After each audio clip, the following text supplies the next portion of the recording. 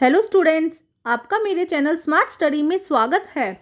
Students, आज हम शिक्षा निदेशालय की तरफ से दी जाने वाली कार्यपत्रक नंबर 18 पढ़ेंगे, जो कि क्लास 6 की है और विषय है हिंदी। ये वर्कशीट 26 नवंबर 2020 की है। तो आइए शुरू करते हैं आज की वर्कशीट शुरू करने से पहले प्लीज़ मेरे चैनल को सब्सक्राइब कर दीजिए।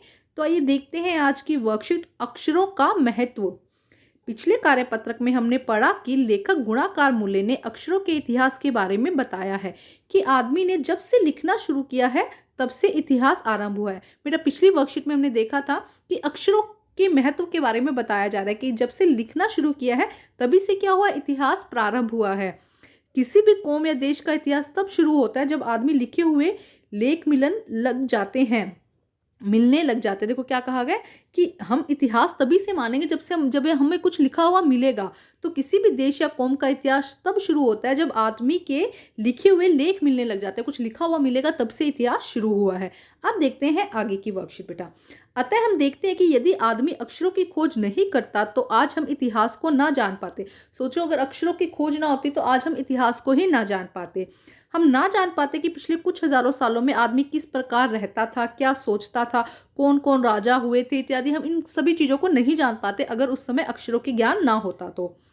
अक्षरों की खोज मनुष्य की सबसे बड़ी खोज है। अक्षरों की खोज, क्योंकि देखो इससे इतिहास पता चल रहा है कि किस समय कौन सा राजा था, वो पुराने जो लोग थे वो क्या खाते थे, कैसे रहते थे। इन सब बातों का पता सिर्फ हमें अक्षरों के माध्यम से ही चलता है।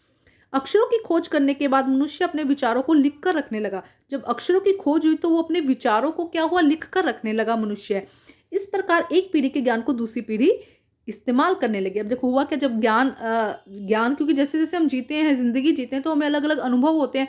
तो उस अनुभव को क्या किया गया, अक्षरों के माध्यम से लिखा गया, और अगली पीढ़ी जब आई, नेक्स्ट जनरेशन जब आई, वो क्या करने लगी, उसका इस्तेमाल करने लगी। कि जैसे कि कोई पौधा है, कोई प्लांट है, उससे हमें बहुत औषधीय गुण मिल रहे हैं, तो वो लिखा गया है कि इसके अंदर इन इन चीज़ों का औषधि है। तो नेक्स्ट पीढ़ी उनका क्या करने लगी, इस्तेमाल करने लगी, और कुछ हानिकारक चीज़ें तो उनसे दूर रह के उन चीज़ों को इस्तेमाल करने लगी।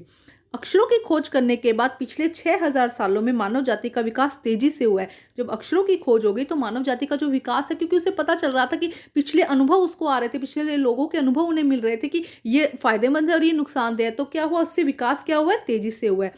यह महत्व है कि अक्षरों का ज्ञान और उनसे बनी हुई लिपियों का। अतः हम सबको अक्षरों की कहानी मालूम होनी चाहिए।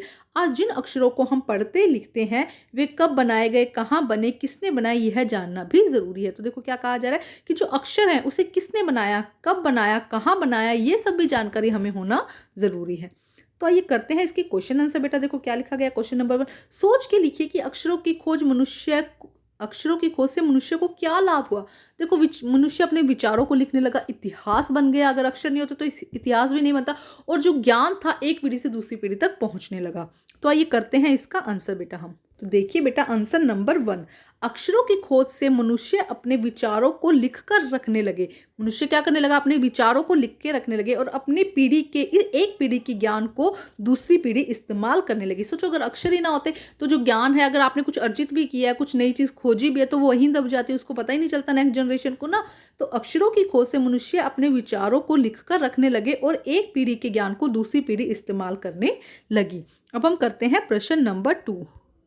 देखिए बेटा, प्रश्न नंबर 2, यदि अक्षरों की खोज ना हुई होती तो क्या होता। सोचो कि अगर अक्षरों की खोज ना हुई होती तो सबसे पहले तो हमारा कोई इतिहास ही नहीं रहता, है ना।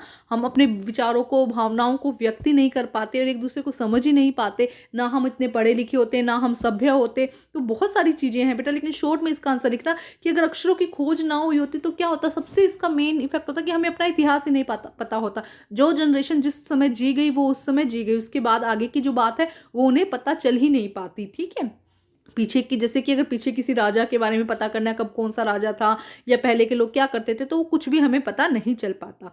तो आइए करते हैं इसका आंसर, हम क्वेश्चन नंबर 2 का आंसर बेटा। देखिए बेटा, आंसर नंबर 2, अगर अक्षरों की खोज नहीं होती तो हम अपना इतिहास नहीं जान पाते, हम अपने विचारों को भी व्यक्त नहीं कर पाते। देखो क्या कह रहा है कि हम अपना ना ही ज्ञान को भी हम स्टोर नहीं कर सकते, जो हमारा ज्ञान होता है उसे भी हम क्या नहीं कर सकते स्टोर, या उसको भी अर्जित नहीं कर सकते, दूसरी पीढ़ी तक नहीं पहुंचा सकते ना। तो सबका आंसर देखो, लाभ क्या है, फायदा क्या है, सब एक ही बात है। अभी इसकी हानि क्या है, ये हानि है कि हम विचारों को स्टोर नहीं कर सकते, रख नहीं सकते थे अपने पास में, आगे पहुंचा नहीं सकते थे, और यही लाभ है कि हम पहुंचा सकते हैं ना। तो अगर अक्षरों की खोज नहीं होती तो हम अपना इतिहास नहीं जान पाते और हम अपने विचारों को व्यक्त नहीं कर पाते, एक पीढ़ी से दूसरी पीढ़ी तक अपने ज्ञान को नहीं पहुंचा पाते। ये लाइन भी ऐड कर सकते हैं आप इसके अंदर ना। तो वही सब रिपीट हो रहा है बेटा, अक्षरों का बस महत्व ही यहाँ बताया गया है। ठीक है, अब हम करते हैं प्रश्न नंबर 3। देखिए क्या लिखा गया है। लिखित और मौखिक भाषा के लाभ हानि के विषय में अपने दोस्तों से बातचीत करके लिखिए। देखो लिखित भाषा का सबसे महत्वपूर्ण बात तो यही है कि हमें इतिहास बताता है ना। इसकी हानि क्या है कि एक लिखित भाषा को सीखना थोड़ा कठिन हो जाता है, मुश्किल होता है, जबकि मौखिक भाषा को सीखना थोड़ा आसान होता है। लेकिन इसको हम स्टोर करके नहीं रख सकते, इसे हम क्या नहीं कर सकते, एक बारी बोला जो बात हो गई उसे हम लिख कर जब तक नहीं रखेंगे तब तक हम उसको क्या नहीं कर सकते, उसको आगे के लिए इतिहास के लिए उसको नहीं रख सकते है ना। तो यही इसके क्या हो जाएंगे, हानि हो जाएगी। तो आइए देखते हैं इसका आंसर।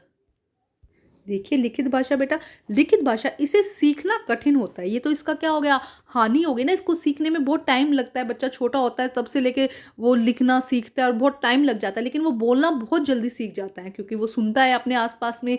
तो बोलना जो मौखिक भाषा होती है वो बोलना मतलब वो बहुत आसानी से सीख जाता है, लेकिन उसे लिखने में बहुत टाइम लगता है लिखना सीखने के लिए, तो इसे सीखना कठिन होता है। लेकिन यहाँ पे लेकिन लिख दीजिएगा, लेकिन लिखित भाषा के माध्यम से, इसके माध्यम से हम अपने इतिहास का पता लगा सकते हैं। हम क्या कर सकते हैं, अगर हमें लिखना आता है तो हम अपने इतिहास, अगर आप देखा होगा कि लिखने की वजह से क्या आज हमारे पास में इतना अपना इतिहास है, तो इसके माध्यम से हम अपने इतिहास का पता लगा सकते हैं और अपने ज्ञान को और विचारों को लिख कर रख सकते हैं। अपना कुछ ज्ञान हमने लिया है उसे क्या करके लिख कर रख सकते हैं। अगर मानो कुछ, वही बात वापस से रिपीट हो रही है कि अगर कुछ खोज हुई होती है उसके बारे में ना लिखा जाता तो आज तक हमारे पास में कुछ भी ना होता। तो जो भी अपना ज्ञान है और अपने विचार है उनको हम लिख कर रख सकते हैं, ये सिर्फ लिखित भाषा के कारण ही हो सकता है। तो देखो क्या है, हानि क्या है इसकी, इसे सीखना कठिन है, लेकिन इसके माध्यम से हम अपने इतिहास का पता लगा सकते हैं और अपने ज्ञान और विचारों को लिख कर रख सकते हैं। नेक्स्ट देखिए क्या है मौखिक भाषा का बेटा। मौखिक भाषा, इसका प्रयोग हम अपने जीवन के दैनिक कार्यों में करते हैं। इसका प्रयोग क्या करते हैं, हम अपने दैनिक कार्यों में, जो हम डेली लाइफ है उसमें काम करते हैं, और इसे सीखना भी आसान होता है। इसे सीखना भी आसान होता है, बट इसे हम स्टोर करके नहीं रख सकते। मतलब जो बोला वो बोला, वहां पे खत्म हो गई बात, उसको हम क्या नहीं कर सकते, इसे कि भी नेक्स्ट जनरेशन तक वो पहुंच जाए, है ना। तो वो हम इसको नहीं रख सकते हैं। ठीक, तो ये हो जाएगा इसका आंसर बेटा। इसका प्रयोग हम अपने दैनिक जीवन के कार्यों में करते हैं और इसे सीखना आसान होता है। अब हम करते हैं प्रश्न नंबर 4। देखिए बेटा प्रश्न नंबर 4, वैसे तो संख्याएं संज्ञा होती है, कभी कभी ये विशेषण का काम भी करती है, जैसे नीचे लिखे वाक्य है। हमारी धरती पर लगभग 5 अरब वर्ष पुरानी है। जो हमारी धरती है 5 अरब वर्ष पुरानी है। कोई 10,000 साल पहले आदमी ने गांवों को बसाना शुरू किया। इन वाक्यों में रेखांकित साल संख्या के लिए विशेष जानकारी दे रहे हैं, इसीलिए संख्यावाचक विशेषण कहते हैं। तो देखो क्या कहा जा रहा है, जो साल है वो क्या है, एक्चुअली वैसे तो वो क्या है, संज्ञा है, लेकिन यहाँ पे क्या है, संख्यावाचक विशेषक है, विशेषण है।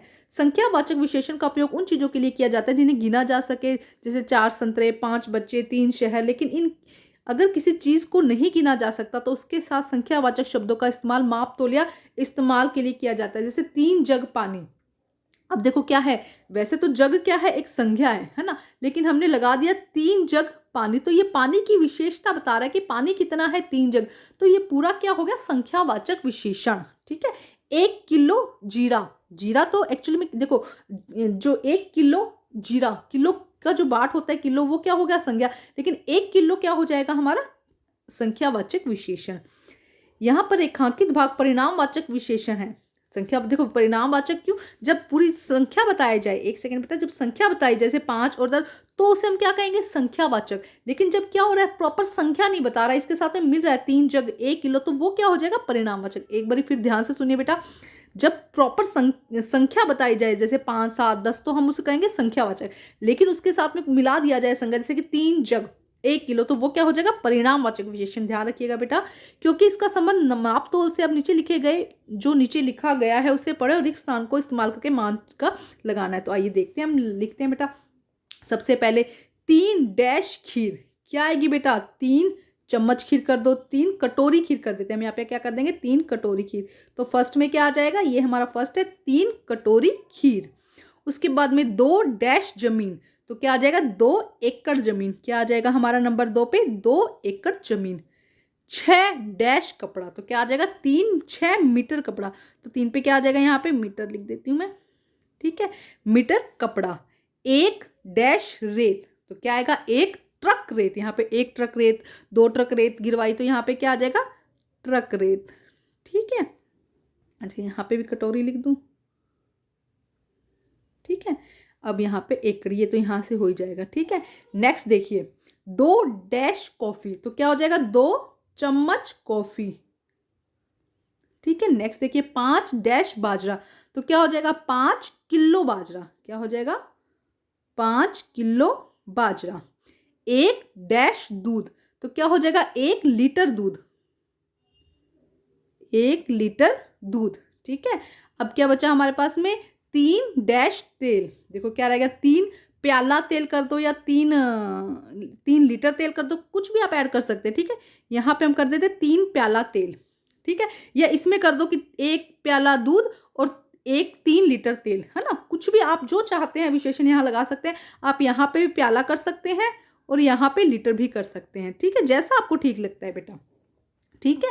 तो देखो हम एक बार फिर रीड करते हैं, 3 कटोरी खीर, 2 एकड़ जमीन, 6 मीटर कपड़ा, 1 ट्रक रेत, 2 चम्मच कॉफी, 5 किलो बाजरा, 1 लीटर दूध, 3 प्याला तेल, ठीक है। 3 प्याला दूध भी कर सकते हैं, 3 प्याला तेल भी कर सकते हैं, ठीक है बेटा। तो आज की वर्कशीट कंप्लीट होती है, वर्कशीट कंप्लीट करके अपने टीचर से चेक कराइए और प्लीज़ मेरे चैनल को लाइक कीजिए, सब्सक्राइब कीजिए और शेयर कीजिए।